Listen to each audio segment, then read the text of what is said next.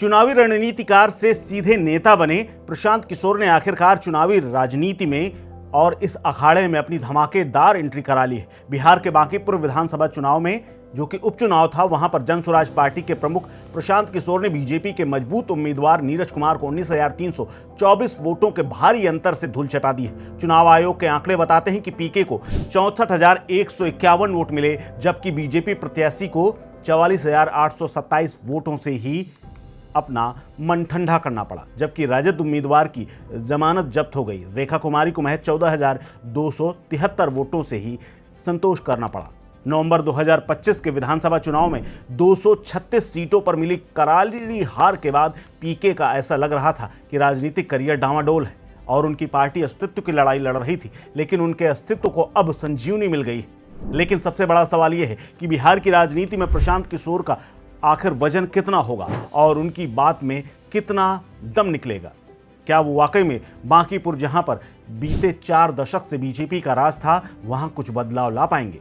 क्योंकि प्रशांत किशोर अब बिहार विधानसभा में अपनी पार्टी जन स्वराज के इकलौते विधायक होंगे। बिहार के सियासी इतिहास पर अगर नजर डालें तो पीके अकेले ऐसे नेता नहीं हैं, उनके जैसे तमाम पीके ऑलरेडी पहले से हैं, यानी उनकी पार्टी के इकलौते उम्मीदवार, और या यूं कहें कि इकलौती मौजूदगी के तौर पर कई दलों के नेता भी मौजूद हैं, लेकिन उन सब से पीके बहुत अलग है।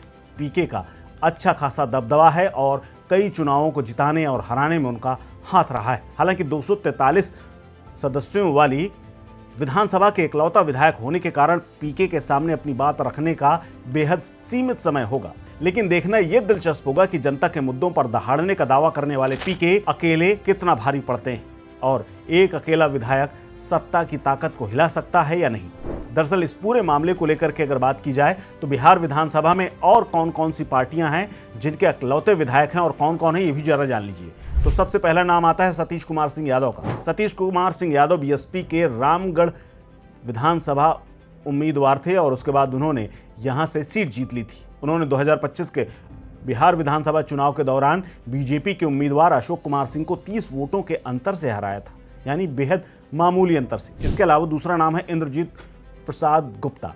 अगर इंद्रजीत की बात की जाए तो उन्हें IRIP गुप्ता के नाम से जाना जाता है। इंडियन इंक्लूसिव पार्टी के राष्ट्रीय अध्यक्ष हैं और सहरसा विधानसभा सीट से विधायक चुने गए। 2025 के चुनाव में उन्होंने बीजेपी के आलोक रंजन झा को 2038 वोटों से हराया था। इसके अलावा अजय कुमार, जिन्हें अजय कुशवाहा के नाम से भी जाना जाता है, भारतीय कम्युनिस्ट पार्टी मार्क्सवादी के विधायक हैं और विभूतिपुर विधानसभा क्षेत्र का प्रतिनिधित्व करते हैं। उन्होंने 2025 के चुनाव में जनता दल यूनाइटेड के राम बालक सिंह को 40,496 वोटों से हराया था।